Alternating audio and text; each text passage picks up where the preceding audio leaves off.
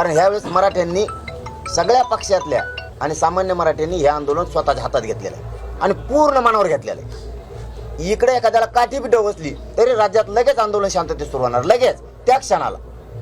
तसं आझाद मैदानाला जरी 3000 बसले, 5000 बसले आणि दुसऱ्या ग्राउंडवर काही बसले, त्याचं दुःख कोणी मानू नका. आपल्याला विजय खेचून न्यायचा. आझाद मैदानात जाणं, 5000 जागेवर 25 लाख जाणं हा उद्देश नाही आपला. आपला उद्देश आहे 5000 बसू नाही तर 2000 बसू, आरक्षणाचा विजय घेऊन जायचा. आजचे बसलेले उठले की तुम्ही उद्या या, एक दिवस लेट, परवा दुसरे या, हे सुरू आहे. ही चेन बंद पडू द्यायची नाही. आणि जर तिथं त्रासच झाला तर सगळ्या मराठ्यांना माहिती आहे आणि इथं आता मुंबईला निघालेल्या पोरायलाही माहिती आहे की महाराष्ट्रातले सगळे मराठे माया मावल्यासहित सज्ज आहेत. त्याचं टेन्शन घ्यायची गरज नाही. म्हणून तर आपण इतके फ्रेश आहेत. नाही तर प्रत्येक वेळेस थोडा कोणा तणाव असतो आपल्यावर.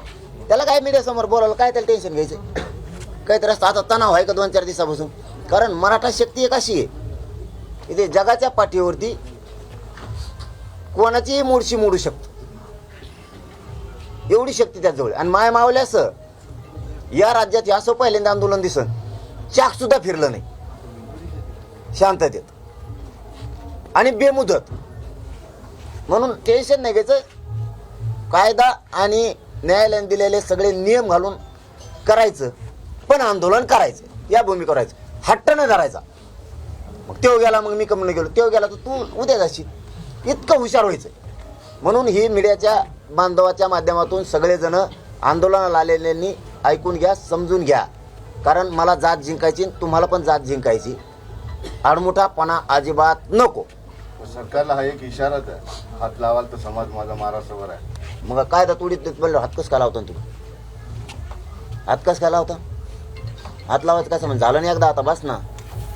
का आमची जात नुसते मारच खायला काय? आणि विनाकारण आम्हाला गणपती बाप्पाचं कारण सांगते देवाचं. आम्ही काय अडथळा करायला काय आमच्या हातात बंदूक आहेत काय?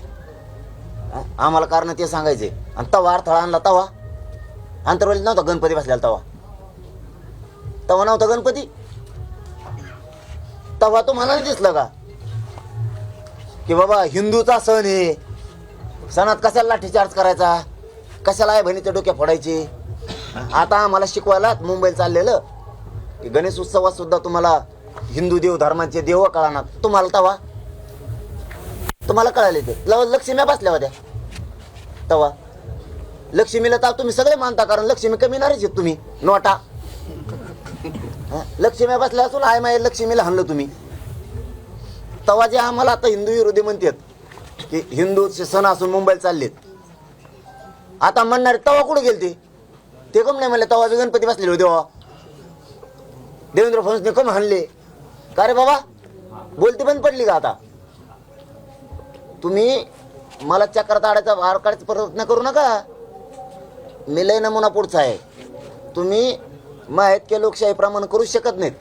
हो, इतकं लोकशाही प्रमाण करतोय. तुमची प्रकृती बरी नाही अशाही परिस्थितीत तुम्ही पूर्ण किल्ला चढणार आहात की पहिल्या पायरीचं दर्शन घेणार आहात? नाही मी वरी जाणार आहे. शेवटचं दर्शन होऊ शकतं माझं एखाद्या दिवस, त्याचं काय सांगता येते? हो, त्याचं काय सांगता येते? माझ्या राजाच्या पवित्र गडाची कंपाळांना माती लावणार आणि मुंबईकडे जाणार आहे. माझं शेवटचं दर्शन होऊ शकतं, त्याचं काय सांगता येतं? वाटत नाही. नाही भावनिक नाही. समोरच्या व्यक्ती तशा आडमुठ्या आहेत. समोर सरकार तसं मराठा विरोधी हिंदू विरोधी कारवाई करतं.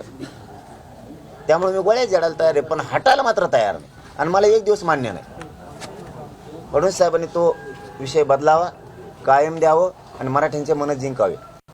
आणि सन्माननीय मुख्यमंत्री देवेंद्र फडणवीस योग्य संधी आली, काल आम्ही त्यांचं कौतुक केलंय. परवानगी दिली तर त्यांनी परवानगी घेऊ. मराठे हे मुंबईत येऊन 29ला मला बसून वाटर लावून वापस जाणार आहे. त्यांना सगळ्याला येऊ द्यावं, ही पण दुसरी विनंती आहे. आणि तिसरं की तुम्हाला योग्य संधी मराठ्यांच्या मन जिंकायची, आरक्षण देऊ. की गरीब मराठा कधीच उपकार विसरणार नाही. कारण काबाड कष्ट करून हा समाज इमानदार आहे. देणाऱ्याचे उपकार कधी विसरत नाही, पण अपमान करणारला कधी सोडत नाही. तो पण ह्योच मराठा. म्हणून आता अवमान न करता गरीब मराठ्यांच्या हक्काच्या ओबीसीतल्या आरक्षणाचा विचार करून सन्मान करावा, आता अपमान करू नये, ही फडणवीस साहेबाला विनंती आहे. धन्यवाद. वेळेत मुंबईला पोहोचणार का? कारण की 8 ते 9 तास उशिरा तुमचा दौरा, रात्री येणार होता ते सकाळी मुंबईमध्ये पोहोचणार. मुंबईत वेळेत पोहोचणार. नाही आता भैया काय आहे ते, आता लोक रस्त्यानं सगळ्यांना भेटत जाणं ते होतं, उशीर होतोच, त्याला आता नाविलाज आहे. आता आम्ही आता इथं 8:30 का 8ला पोहोचलो. परवानगीचा मुद्दा आहे तर सकाळी 9 ते संध्याकाळी 5 पर्यंत परवानगी, मग वेळेत पोहोचणार. नाही असं नाही होणार, असं होणार नाही. ते कायम होणार, तसं होणार नाही, ते कायम होणार.